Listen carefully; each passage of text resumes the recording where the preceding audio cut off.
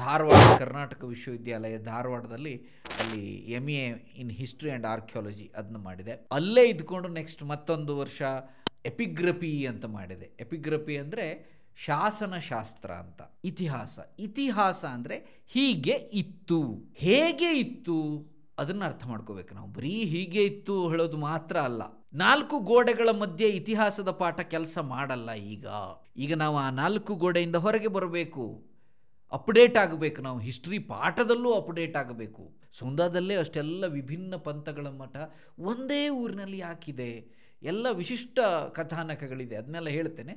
ಯಕ್ಷಗಾನ ಸಂಶೋಧನೆ, ಯಕ್ಷಗಾನದ ಸಾಹಿತ್ಯದ ಬಗ್ಗೆ, ಆಮೇಲೆ ನಾಟಕಗಳ ರಂಗಭೂಮಿಯ ಬಗ್ಗೆ ಒಂದಷ್ಟು, ಜಾನಪದದ ಬಗ್ಗೆ ಒಂದಷ್ಟು, ಸ್ಥಳೀಯ ಇತಿಹಾಸ ಎಲ್ಲ ಸೇರಿ ಒಂದು 15 ಬುಕ್ಗಳು ಬಂದು 15 ಪುಸ್ತಕಗಳನ್ನು ಬರೆದೆ. ಒಂದು 400 ಆರ್ಟಿಕಲ್ಗಳು ಇದುವರೆಗೆ ಪಬ್ಲಿಷ್ ಆಯಿತು. ಬೇರೆ ಬೇರೆ ರಾಜ್ಯ, ರಾಷ್ಟ್ರ, ಅಂತಾರಾಷ್ಟ್ರೀಯ ಮಟ್ಟದ 400 ಲೇಖನಗಳು ಪ್ರಕಟ ಆಯಿತು. ಮಂಗಳೂರಿನ ಸರೋಜಿನಿ ಮಧುಸೂದನ್ ಕುಶೆ ಕಾಲೇಜಿನ ಪ್ರಿನ್ಸಿಪಾಲ್ ಆಗಿ ಒಂದು 3 ವರ್ಷ ಕೆಲಸ ಮಾಡಿದೆ. ಆಮೇಲೆ ಏನಾಯಿತು ಅಂದರೆ ಒಂದು ಬಹಳ ಮುಖ್ಯವಾದ ಒಂದು ಜವಾಬ್ದಾರಿ ನನ್ನ ಭಾಗ್ಯದ ರೀತಿಯಲ್ಲಿ ನನಗೆ ಸಿಕ್ತು. ಏನು ಅಂತಂದರೆ ಕೇಂದ್ರ ಸರ್ಕಾರದ ಟಾಗೋರ್ ನ್ಯಾಷನಲ್ ಫೆಲೋಶಿಪ್ ಕಮಿಟಿ ಅಂತ ಒಂದಿದೆ, ಬಹಳ ಪ್ರತಿಷ್ಠಿತ ಕಮಿಟಿ. ಸೋಂದ ಅಂತ ಹೇಳಿದ್ರೆ ಎಷ್ಟೋ ಜನರಿಗೆ ಗೊತ್ತಿಲ್ಲ, ಬೆಳವಾಡಿ ಮಲ್ಲಮ್ಮನ ಹುಟ್ಟಿದ ತವರು ಮನೆ ಆಕೆ ಹೋದ ನಂತರ ಬೆಳವಾಡಿಗೆ. ಆದರೆ ಸೋಂದ ಅನ್ನೋದು ತನ್ನ ತಂದೆಯ ಮನೆ. ಸೋಂದ ರಾಜರ ಇತಿಹಾಸವನ್ನು, ಕಥೆಯನ್ನು ಕೇಳೋಣ. Let's welcome Lakshmish Hegde Sonda. Welcome sir, ನಮಸ್ಕಾರ. Thank you so much. First of all ನೀವು ನಮ್ಮ ಕನ್ನಡ ಪಾಡ್ಕ್ಯಾಸ್ಟ್ನಲ್ಲಿ ಬಂದು ಕುಂತು ನಮ್ಮ ಜನ್ರೇಷನ್ನ ಜನರಿಗೆ ಕಳೆದು ಹೋದ ಸುಮಾರು 600ಕ್ಕೂ ಹೆಚ್ಚು ವರ್ಷ ಆಗಿದೆ ಅಂದ್ಕೊಳ್ತೀನಿ. 400 ವರ್ಷ ಕಳೀತಾ ಇದೆ. ಈ ಜನ್ರೇಷನ್ನ ಜನರಿಗೆ ಸುಮಾರು 400 ವರ್ಷದ ಹಿಂದಿನ ಮುಚ್ಚಿದ ಕಥೆಯನ್ನು ತೆರೆದಿಡುವಂಥ ಒಂದು ಸಣ್ಣ ಪ್ರಯತ್ನ ಮಾಡ್ತಾ ಇದ್ದೀವಿ ನಾವಿಬ್ಬರೂ ಕೂಡ. Thank you so much. Welcome to Kannada podcast. Sir, ನಿಮ್ಮ ಬಗ್ಗೆ ಒಂದು ಕಿರು ಪರಿಚಯ. ಲಕ್ಷ್ಮೀಶ್ ಹೆಗ್ಡೆ ಸೋಂದ ಅಂದಿದ ತಕ್ಷಣ ನಮಗೆ ಸೋಂದ ಇತಿಹಾಸ ಜ್ಞಾಪಕ ಆಗುತ್ತೆ. ಇತ್ತೀಚಿನ ದಿನಗಳಲ್ಲಿ ಎಲ್ಲೇ ಹೋದ್ರೂ ಸೋಂದ ಇತಿಹಾಸ ರೆಪ್ರೆಸೆಂಟ್ ಮಾಡ್ತೀರಾ. ಅದಷ್ಟೇ ಅಲ್ಲ, ನಿಮ್ಮ ಸುತ್ತಮುತ್ತಲಿನ ಇನ್ನೊಂದಷ್ಟು ಪ್ರೇಕ್ಷಣೀಯ ಸ್ಥಳಗಳ ಇತಿಹಾಸವನ್ನು ಕೂಡ ರೆಪ್ರೆಸೆಂಟ್ ಮಾಡ್ತಿದ್ದೀರಾ. ಏನು ಮೂಲತಃ ಯಾರು ಲಕ್ಷ್ಮೀಶ್ ಹೆಗ್ಡೆ ಸೋಂದ? ನಾನು ಹುಟ್ಟಿ ಬೆಳೆದಿದ್ದು ಎಲ್ಲ ಉತ್ತರ ಕನ್ನಡ ಜಿಲ್ಲೆಯ ಶಿರಸಿ ತಾಲೂಕಿನ ಸೋಂದಾದಲ್ಲಿ. ನನ್ನ ತಂದೆ ರಾಮಚಂದ್ರ ಹೆಗಡೆ ಅಂತ, ತಾಯಿ ಮಮತಾ ಹೆಗಡೆ ಅಂತ. ಒಂದು ಸಾಂಪ್ರದಾಯಿಕ ಬ್ರಾಹ್ಮಣ ಕುಟುಂಬ ನಮ್ಮದು. ಸೋಂದಾದಲ್ಲಿ ನನ್ನ ಪ್ರಾಥಮಿಕ ಶಿಕ್ಷಣ ಎಲ್ಲ ಆಯಿತು. ಸೋಂದಾ ಅಲ್ಲಿ ಒಂದು ಹಿರಿಯ ಪ್ರಾಥಮಿಕ ಶಾಲೆ ಕಾಸಾಪಾಲ್ ಅಂತ ಒಂದಿದೆ ಸೋಂದಾದಲ್ಲೇ. ನಮ್ಮ ಮನೆಯಿಂದ 2 ಕಿಲೋಮೀಟ್ರ್ ದೂರ. ಅಲ್ಲಿ ಮನೆಯಿಂದ ನಡ್ಕೊಂಡು ಬಂದು ಆ ವಾತಾವರಣದಲ್ಲಿ ಬಹಳ ಸುಂದರ ಹಸಿರಿನ ಮಲೆನಾಡಿನ ಸುಂದರ ಪರಿಸರದ ಮಧ್ಯದ ಆ ಸುಂದರ ಶಾಲೆಯಲ್ಲಿ ನನ್ನ 1ನೇ ಕ್ಲಾಸಿಂದ 7ನೇ ಕ್ಲಾಸ್ವರೆಗಿನ ಶಿಕ್ಷಣ ಮುಗೀತು. ಆಮೇಲೆ ಹೈಸ್ಕೂಲ್ ಶಿಕ್ಷಣವನ್ನು ನಮ್ಮ ಮನೆಯಿಂದ ಒಂದು 6 ಕಿಲೋಮೀಟ್ರ್ ದೂರದಲ್ಲಿರುವಂಥ ಹುಲೇಕಲ್ ಅಂತ ಶ್ರೀದೇವಿ ಶಿಕ್ಷಣ ಸಂಸ್ಥೆ ಅಂತ ಒಂದಿದೆ. ಅಲ್ಲಿ ಈಗಲೂ ಕೂಡ ತುಂಬ ಒಳ್ಳೆಯ ರೀತಿಯಲ್ಲಿ ನಡೀತಾ ಇದೆ. ಆ ಶ್ರೀದೇವಿ ಶಿಕ್ಷಣ ಸಂಸ್ಥೆಯಲ್ಲಿ ನಾನು 8ನೇ ತರಗತಿಯಿಂದ PU ವರೆಗೆ, ಅಲ್ಲೇ ಶ್ರೀದೇವಿ ಪದವಿ ಪೂರ್ವ ಸಂಯುಕ್ತ ಕಾಲೇಜ್ ಅಂತ ಕೂಡ ಇದೆ. ಸೊ ಅಲ್ಲಿ PUC ಮುಗಿಸಿದೆ. PUC ಮುಗಿಸಿ ಆಮೇಲೆ ಡಿಗ್ರಿಗೆ ಬಂದಿದ್ದು ನಾನು MES ಕಾಲೇಜ್, ಶಿರಸಿಯ MES ಕಾಲೇಜಿನಲ್ಲಿ. ಶಿರಸಿಯ MES ಕಾಲೇಜಿನಲ್ಲಿ BA ಮುಗಿಸಿ, ಬಿಕಾಸ್ ಹಿಸ್ಟ್ರಿ ಓದಬೇಕಂತಲೇ ನಾನು BA ಮಾಡಿಕೊಂಡು ಅಲ್ಲಿ BA ಕಂಪ್ಲೀಟ್ ಆಯಿತು. ನಂದು MES ಕಾಲೇಜಿನಲ್ಲಿ BA ಕಂಪ್ಲೀಟ್ ಆಯಿತು. ಆಮೇಲೆ ನಾನು ಹಿಸ್ಟ್ರಿ ಆ್ಯಂಡ್ ಆರ್ಕಿಯಾಲಜಿ, ಇತಿಹಾಸ ಮತ್ತು ಪ್ರಾಚ್ಯಶಾಸ್ತ್ರ ಅಂತ ಹೇಳ್ತೇವೆ, ಅದರ ಸ್ನಾತಕೋತ್ತರ ಪದವಿ MA ಅದನ್ನು ಧಾರವಾಡ ಕರ್ನಾಟಕ ವಿಶ್ವವಿದ್ಯಾಲಯ ಧಾರವಾಡದಲ್ಲಿ ಅಲ್ಲಿ MA in history and archaeology ಅದನ್ನು ಮಾಡಿದೆ. ಅಲ್ಲೇ ಇದ್ಕೊಂಡು ನೆಕ್ಸ್ಟ್ ಮತ್ತೊಂದು ವರ್ಷ ಎಪಿಗ್ರಫಿ ಅಂತ ಮಾಡಿದೆ. ಎಪಿಗ್ರಫಿ ಅಂದರೆ ಶಾಸನಶಾಸ್ತ್ರ ಅಂತ. ಈ ಪ್ರಾಚೀನ ಶಿಲಾ ಬರಹಗಳೆಲ್ಲ ಇರುತ್ತಲ್ಲ, ಶಾಸನಗಳು ಅಂತ ನಾವು ಹೇಳ್ತೇವೆ. ಆ ಶಾಸನಗಳನ್ನು ಓದುವ, ಆ ಶಾಸನಗಳ ಬಗ್ಗೆ ಅಭ್ಯಸಿಸುವಂಥ ಒಂದು ವ್ಯವಸ್ಥೆ ಅದು ಶಾಸನಶಾಸ್ತ್ರ ಅಂತ. ಅಲ್ಲೇ ಶಾಸನಶಾಸ್ತ್ರ ಮಾಡಿದೆ. ಆ ನಂತರ ಒಂದಷ್ಟು ವರ್ಷ ನಾನು ಕಂಪ್ಲೀಟಾಗಿ ರಿಸರ್ಚಿಗೆ ಬಿದ್ದುಬಿಟ್ಟೆ ನೇರವಾಗಿ. ಆಮೇಲೆ ಆಂಧ್ರದಲ್ಲಿ MPhil ಮಾಡಿದೆ. Immediately after my PG MPhil ಮಾಡಿದೆ. MPhil ವಿಷಯ ಬಂದು ಮೊನಾಸ್ಟ್ರೀಸ್ ಆಫ್ ಸೋಂದಾ ಅಂತ, ಸೋಂದಾದಲ್ಲಿನ ಮಠಗಳು.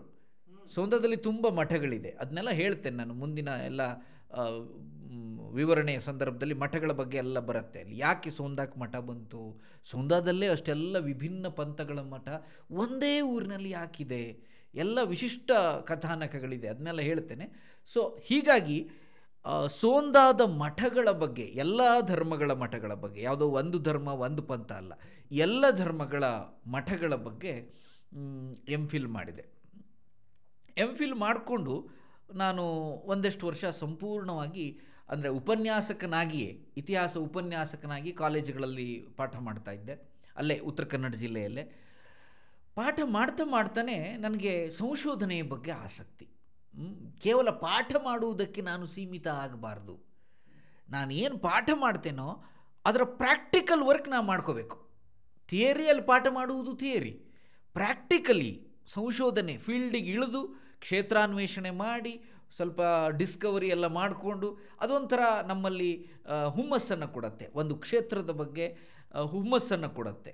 ಆ ಸಂಶೋಧನೆ ಹೇಳುವ ತಪಸ್ಸು ನಮ್ಮ ಭವಿಷ್ಯದ ಹುಮ್ಮಸ್ಸಿಗೆ ಕಾರಣ ಯಾವಾಗಲೂ. ಹೀಗಾಗಿ ಆ ಸಂಶೋಧನೆಯಲ್ಲಿ ತೊಡಗಿಸ್ಕೊಂಡು ತುಂಬ ವರ್ಷ ಅಲ್ಲೇ ಹಾಗೆ ಆಯಿತು. ಆಮೇಲೆ PhD ಮಾಡಬೇಕು ಅಂತ ಕೆಲವು ವಿಶ್ವವಿದ್ಯಾಲಯಗಳಿಗೆ ಇದು ಮಾಡಿದಾಗ ಅಲ್ಲಿ ಈಗಿನ ವ್ಯವಸ್ಥೆಗಳೆಲ್ಲ ಕೆಲವೊಂದು ಆಸ್ಪದ ಮಾಡಿ ಕೊಡಲಿಲ್ಲ ನನಗೆ. ಫಸ್ಟ್ ರೌಂಡಲ್ಲಿ ಸೆಲೆಕ್ಟ್ ಆದರೂ ಕೂಡ ಈಗಿನ ವ್ಯವಸ್ಥೆಗಳು ಗೊತ್ತಲ್ಲ ನಿಮಗೆ ಹೇಗೆಲ್ಲ ಇರುತ್ತೆ ಈಗಿನ ವ್ಯವಸ್ಥೆಗಳು, ಅದಕ್ಕೆ ಅವಕಾಶ ಮಾಡಿಕೊಡಲಿಲ್ಲ. ಹೀಗಾಗಿ ಬೇಸರ ಆಗಿ ಬೇಡ ನನಗೆ PhD, ನನಗೆ ಯಾಕೆ PhD ಮಾಡಿಕೊಂಡೇ ಸಂಶೋಧಕ ಅಂತ ಕರೆಸ್ಕೊಳ್ಳುವಂಥ ಅನಿವಾರ್ಯತೆ ನನಗಿರಲಿಲ್ಲ. ಹೀಗಾಗಿ ಬೇಡ ಅಂತ ಬಿಟ್ಬಿಟ್ಟೆ. ಆಮೇಲೆ ನಾನು ಪ್ರತಿ ವರ್ಷ ನಮ್ಮ ಸೋಂದಾದ ಈ 3 ಮಠಗಳ ಒಂದು ಮಾರ್ಗದರ್ಶನದಲ್ಲಿ ರಾಜ್ಯ ಮಟ್ಟದ ಇತಿಹಾಸ ಸಮ್ಮೇಳನವನ್ನು ಮಾಡಿಸ್ತಾ ಇದ್ದೆ. ನಮ್ಮ ಎಲ್ಲ ಜಾಗೃತ ವೇದಿಕೆ ಎಲ್ಲ ನಿರ್ದೇಶಕರ ಜೊತೆ ಸೇರಿಕೊಂಡು, ಸಂಘಟನೆಯಲ್ಲಿ ಸೇರಿಕೊಂಡು. ಆ ಸಮ್ಮೇಳನಕ್ಕೆ ಬಂದ ಹಂಪಿ ವಿಶ್ವವಿದ್ಯಾಲಯದ ಡಾಕ್ಟರ್ ಅಮರೇಶ್ ಯತ್ಗಲ್ ಅಂತ ಒಬ್ಬ ಸಹೃದಯಿ ಸಂಶೋಧಕರು, ಸಹೃದಯಿ ಗುರುಗಳು. ಅವರು ನನ್ನ ಈ ಇತಿಹಾಸದೆಡೆಗಿನ ನನ್ನ ಪ್ರೀತಿಯನ್ನು ಕಂಡು, ನಿಮ್ಮಂಥವರಿಗೂ ನಾವು PhD ಕೊಟ್ಟಿಲ್ಲ, ಮಾಡಿಸಿಲ್ಲ ಅಂತಂದರೆ ಅದಕ್ಕೆ ಅರ್ಥ ಇರಲ್ಲ ಅಂತ ಅವರೇ ನನ್ನನ್ನು ಮತ್ತೆ ಈ ಕಡೆ ಈ PhD ಕಡೆ, ನಾನು ಅದ್ರ ಬಗ್ಗೆ ಮರೆತೇ ಬಿಟ್ಟಿದ್ದೆ, ಬೇಡ ನನಗೆ ಈ ರಾಜಕೀಯ ವಲಯದಲ್ಲಿ ನನಗೆ ಬೇಡ ಅಂತ. ಅವರು ನನಗೆ ಮತ್ತೆ ಈ PhD ಕ್ಷೇತ್ರಕ್ಕೆ ಕರ್ಕೊಂಡು ಬಂದು ಹಂಪಿ ಕನ್ನಡ ವಿಶ್ವವಿದ್ಯಾಲಯದಲ್ಲಿ PhD ಮಾಡಿಸಿದ್ರು. ಅಗೇನ್ ನನ್ನ ಆಯ್ಕೆ ಬೇರೆ ಬೇರೆ ತುಂಬ ಆಯ್ಕೆಗಳಿದ್ದವು ನಮಗೆ.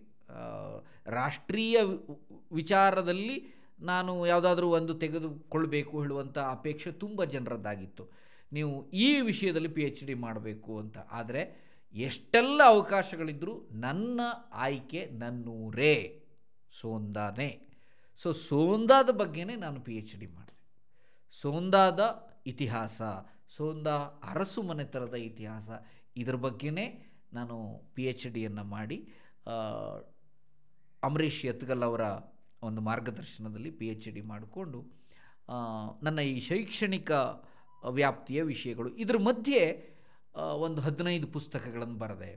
ಎಲ್ಲ ನನ್ನ ಕ್ಷೇತ್ರ ಕೇವಲ ಇತಿಹಾಸಕ್ಕೆ ಮಾತ್ರ ನಾನು ಸೀಮಿತ ಹಾಕ್ಕೊಂಡಿಲ್ಲ. ಯಕ್ಷಗಾನ ಸಂಶೋಧನೆ, ಯಕ್ಷಗಾನದ ಸಾಹಿತ್ಯದ ಬಗ್ಗೆ, ಆಮೇಲೆ ನಾಟಕಗಳ ರಂಗಭೂಮಿಯ ಬಗ್ಗೆ ಒಂದಷ್ಟು, ಜಾನಪದದ ಬಗ್ಗೆ ಒಂದಷ್ಟು, ಸ್ಥಳೀಯ ಇತಿಹಾಸ, ಹೀಗೆ ಈ ಎಲ್ಲ ವಿಷಯಗಳ ಬಗ್ಗೆ ಎಲ್ಲ ಸೇರಿ ಒಂದು 15 ಬುಕ್ಗಳು ಬಂದು 15 ಪುಸ್ತಕಗಳನ್ನು ಬರೆದೆ.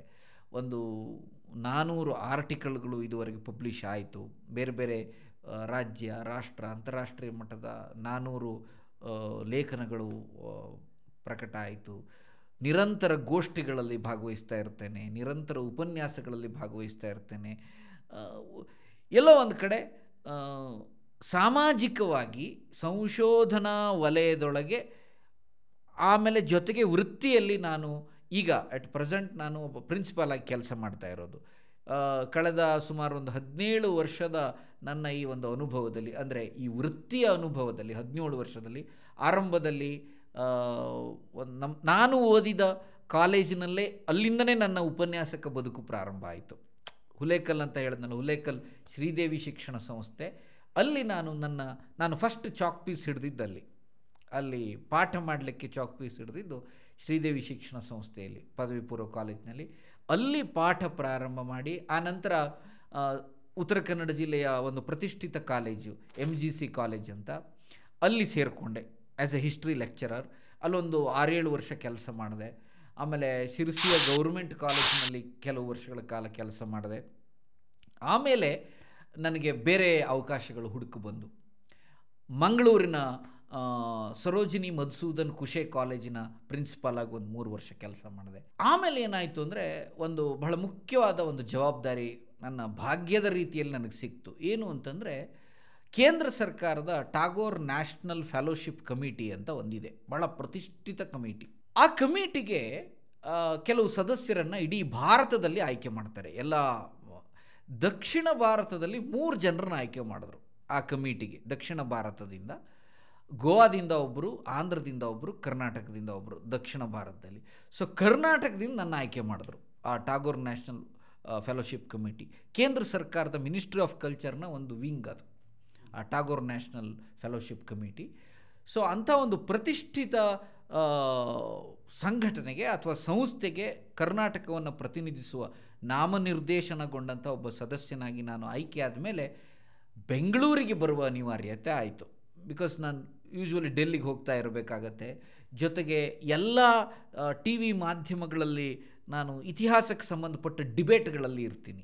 ಯಾವುದೇ ಇತಿಹಾಸ ಸಂಬಂಧಪಟ್ಟ ವಿವಾದಗಳಾದರೂ ಬಹುತೇಕ ಎಲ್ಲ ಮಾಧ್ಯಮಗಳಲ್ಲೂ ಡಿಬೇಟಲ್ಲಿ ಇರೋದರಿಂದ ಸ್ಟುಡಿಯೋ ಅಟ್ಯಾಚ್ಮೆಂಟ್ ಜಾಸ್ತಿ ನನಗೆ, ಮಾಧ್ಯಮಗಳ ಸ್ಟುಡಿಯೋ ಅಟ್ಯಾಚ್ಮೆಂಟ್. ಹೀಗಾಗಿ ರಾಜಧಾನಿ ನನ್ನನ್ನು ಹತ್ತಿರಕ್ಕೆ ಕರ್ಕೊಳ್ತು. ರಾಜಧಾನಿ ಪ್ರವೇಶ ಹಾಗಾಯಿತು. ಈಗ ಈ ಎಲ್ಲ ಪ್ರವೃತ್ತಿಗಳ ಮಧ್ಯೆ ಸಂಶೋಧನೆ, ಮಾಧ್ಯಮ, ಉಪನ್ಯಾಸ, ಡಿಬೇಟು, ಆಮೇಲೆ ಫೆಲೋಶಿಪ್ ಕಮಿಟಿಯ ಮೆಂಬರ್ಶಿಪ್ಪು, ಇವೆಲ್ಲದರ ಪ್ರವೃತ್ತಿಗಳ ಜೊತೆಗೆ ವೃತ್ತಿಯಾಗಿ ನಾನು ಪ್ರಿನ್ಸಿಪಾಲಾಗಿ ಕೆಲಸ ಮಾಡ್ತಾ ಇದ್ದೇನೆ.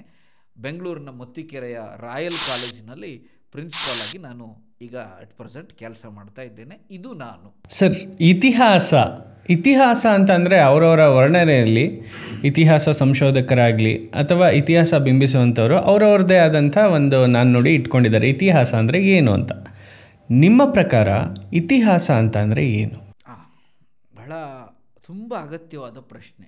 ನಾನು ಇತಿಹಾಸದ ಬಗ್ಗೆ ವ್ಯಾಖ್ಯಾನಿಸುವಾಗ ಬೇರೆ ಯಾರ್ಯಾರೋ ಕೊಟ್ಟಂಥ ಡೆಫಿನೇಷನ್ಗಳನ್ನು ತೆಗೆದುಕೊಳ್ಳೋದಿಲ್ಲ. ಯಾಕೆಂದರೆ ನಮ್ಮ ಮನೆಯವ್ರು ಹೇಳ್ತಾ ಇರ್ತಾರೆ, ನನ್ನ ಪತ್ನಿ ದಿವ್ಯಾ ಹೆಗಡೆ ಅವ್ರು ಹೇಳ್ತಾ ಇರ್ತಾರೆ, ಯಾರ್ಯಾರದ್ದು ಡೆಫಿನೇಷನ್ ಹಿಸ್ಟ್ರಿಗೆ ಕೊಡೋದು ಬದಲು ನೀವೇ ಒಂದು ಡೆಫಿನೇಷನ್ ಕೊಡಿ, ನಿಮ್ಮದೇ ದೃಷ್ಟಿಕೋನದಲ್ಲಿ ನಿಮ್ಮ ವಿಷನರಿಯಿಂದ ನೀವೊಂದು ಡೆಫಿನೇಷನ್ ಕೊಡಿ ಅಂತ ಹೇಳ್ತಾರೆ. ಸೊ ನನಗೂ ಸತ್ಯ ಅನ್ನಿಸ್ತೋದು. ಸೊ ನಾನು ಇತಿಹಾಸವನ್ನು ಈ ಜನತೆಗೆ, ಈಗಿನ ಜನ್ರೇಷನ್ಗೆ ಕೊಡಲಿಕ್ಕೆ ಒಂದು ನಿದರ್ಶನವನ್ನು ಬಳಸ್ತೇನೆ. ಯಾವಾಗಲೂ ಭಾಳ ಹತ್ತಿರ ಆಗುತ್ತದೆ ಆ ನಿದರ್ಶನ. ಇತಿಹಾಸ ಅಂದರೆ ಹೀಗೆ ಇತ್ತು, ಅದರ ಅರ್ಥ ಹೀಗೆ ಇತ್ತು. ಇತಿಹಾಸ ಹೀಗೆ ಇತ್ತು ಅಂತ. ಹೇಗೆ ಇತ್ತು ಅದನ್ನು ಅರ್ಥ ಮಾಡ್ಕೋಬೇಕು ನಾವು. ಬರೀ ಹೀಗೆ ಇತ್ತು ಹೇಳೋದು ಮಾತ್ರ ಅಲ್ಲ, ಹೀಗೆ ಇತ್ತು ಹೇಳೋದು ಒಂದಾಯಿತು, ಹೇಗೆ ಇತ್ತು ಅದು ಬಹಳ ಮುಖ್ಯ. ಅದನ್ನು ನಾವು ತಲುಪಿಸ್ಬೇಕು ಜನರಿಗೆ ಅಂತಂದರೆ ಈ ಜನ್ರೇಷನ್ಗೆ ಯಾವ ರೀತಿಯಲ್ಲಿ ಹತ್ತಿರವಾಗುತ್ತೋ ಆ ರೀತಿಯಲ್ಲಿ ಕೊಡಬೇಕು. ನಾನು ಒಂದು ಉದಾಹರಣೆ ಕೊಡ್ತೇನೆ. ಈಗಿನ ಜನ್ರೇಷನ್ಗೆ ಹಿಸ್ಟ್ರಿ ಯಾಕೆ ಬೇಕಪ್ಪ ನಿಮಗೆ? ಹೌದು, ನಮ್ಮ ಜನ್ರೇಷನ್ಗೆ ಇತಿಹಾಸ ಅಲ್ವಾ? ನಾವೀಗ ಅದೇ ಹಳೆಯ ಪದ್ಧತಿಯಲ್ಲಿ ನಾವು ಇತಿಹಾಸ ಪಾಠ ಮಾಡ್ತಾ ಇದ್ದರೆ ಈ ಕಾಲದ ಜನರು ಸ್ವೀಕರಿಸುವುದು ಬಹಳ ಕಷ್ಟ. ಹೀಗಾಗಿ ನಾವು ಅವರಿಗೆ ಬೇಕಾದ ರೀತಿಯಲ್ಲಿ ಇತಿಹಾಸವನ್ನು ಕೊಡಬೇಕು. 4 ಗೋಡೆಗಳ ಮಧ್ಯೆ ಇತಿಹಾಸದ ಪಾಠ ಕೆಲಸ ಮಾಡಲ್ಲ. ಈಗ ಬಹಳ ಮುಖ್ಯ. ಈಗ ನಾವು ಆ 4 ಗೋಡೆಯಿಂದ ಹೊರಗೆ ಬರಬೇಕು, ಅಪ್ಡೇಟ್ ಆಗಬೇಕು. ನಾವು ಹಿಸ್ಟ್ರಿ ಪಾಠದಲ್ಲೂ ಅಪ್ಡೇಟ್ ಆಗಬೇಕು, ಸಂಶೋಧನೆಯಲ್ಲಿ ಅಪ್ಡೇಟ್ ಆಗಬೇಕು. ಸೊ ಒಂದು ಉದಾಹರಣೆ ಕೊಡ್ತೇನೆ ನಾನು ಈಗಿನ ಜನ್ರೇಷನಿಗೆ. ಸಾಮಾನ್ಯವಾಗಿ ಈಗ ವಾಹನದಲ್ಲಿ ವೆಹಿಕಲ್ಗೆ ಒಂದು ಮಿರರ್ ಇರುತ್ತಲ್ವ, ಮಿರರ್ ಇರುತ್ತೆ ವೆಹಿಕಲ್ಗೆ. ಯಾಕೆ ಮಿರರ್ ಇರುತ್ತೆ? ಹಿಂದಿನ ವಿದ್ಯಮಾನಗಳನ್ನು ನೋಡಿಕೊಳ್ಳು. ಮಿರರ್ ಇಲ್ಲ ಅಂದರೆ ಅದು ಇನ್ಕಂಪ್ಲೀಟ್ ವೆಹಿಕಲ್, ಅದು ಆ ವೆಹಿಕಲ್ ಕಂಪ್ಲೀಟೇ ಆಗಲ್ಲ ಮಿರರ್ ಇಲ್ಲ. ಸೊ ಹಿಂದೆ ನೋಡಿಕೊಂಡು ಮುಂದೆ ಚಲಾವಣೆ ಮಾಡಬೇಕಲ್ಲ, ವಾಹನವನ್ನು ಚಲಾಯಿಸಬೇಕಲ್ಲ. ಹಾಗೆ ಒಂದು ವಾಹನಕ್ಕೆ ಮಿರರ್ ಹೇಗೆ ಅವಶ್ಯಕವೋ, ಅಪಘಾತ ಆಗಬಾರದು ಅಂದಾದರೆ ನಮ್ಮ ಬದುಕು ಹೇಳುವಂತಹ ವಾಹನ, ನಮ್ಮ ಲೈಫೇ ಒಂದು ವಾಹನ. ಈ ವಾಹನಕ್ಕೊಂದು ಮಿರರ್ ಬೇಡವಾ? ಈ ವಾಹನಕ್ಕೊಂದು ಮಿರರ್ ಬೇಡವಾ ಹಿಂದೆ ಆಗಿದ್ದು ನೋಡ್ಕೊಳ್ಳಿಕ್ಕೆ? ಈ ವಾಹನದ ಮಿರರ್ ಹಿಸ್ಟ್ರಿ. ಈ ವಾಹನದ ಮಿರರ್ ಹಿಸ್ಟ್ರಿ. ನಮ್ಮ ಬದುಕು ಎಂಬ ವಾಹನದ ಮಿರರ್ ಹಿಸ್ಟ್ರಿ. ಮುಂದೆ ನಮ್ಮ ಬದುಕಿನಲ್ಲಿ ಅಪಘಾತ ಆಗಬಾರದು ಅಂತಾದರೆ, ಅಂದರೆ ಅಪಘಾತ ಮೀನ್ಸ್ ಯಾವುದೇ ಸಮಸ್ಯೆಗಳು ಆಗಬಾರದು, ಬದುಕಿನ ದಾರಿಯನ್ನು ತೋರಿಸಲಿಕ್ಕೆ ನಮಗೆ ಸಹಾಯ ಮಾಡುವ ಒಂದು ವಾಹಕವಾಗಿ ಇತಿಹಾಸ ನಮ್ಮ ಬದುಕಿಗೆ ಬೇಕು. ಅಂದರೆ ಹಿಂದೆ ಆದ ಘಟನಾವಳಿಗಳನ್ನು ತಿಳ್ಕೊಳ್ಳೋದ್ರಿಂದ ತುಂಬ ಲಾಭ ಇದೆ. ಯಾವುದು ಒಳ್ಳೆಯದು, ಯಾವುದು ಕೆಟ್ಟದ್ದು, ಯಾವುದು ಮೋಸ್ಟ್ ಇಫೆಕ್ಟಿವ್, ಯಾವುದು ನೆಗೆಟಿವ್, ಯಾವುದು ಪಾಸಿಟಿವ್, ಎಲ್ಲವನ್ನು ನಮಗೆ ತಿಳಿಸುವಂಥ ಒಂದು ವಾಹಕ ಯಾವುದಾದ್ರೂ ಇದ್ದರೆ ನಮ್ಮ ಬದುಕಿನಲ್ಲಿ ಅದು ಇತಿಹಾಸ ಮಾತ್ರ. ಹೀಗಾಗಿ ನಮಗೆ ಇತಿಹಾಸ ಬೇಕು.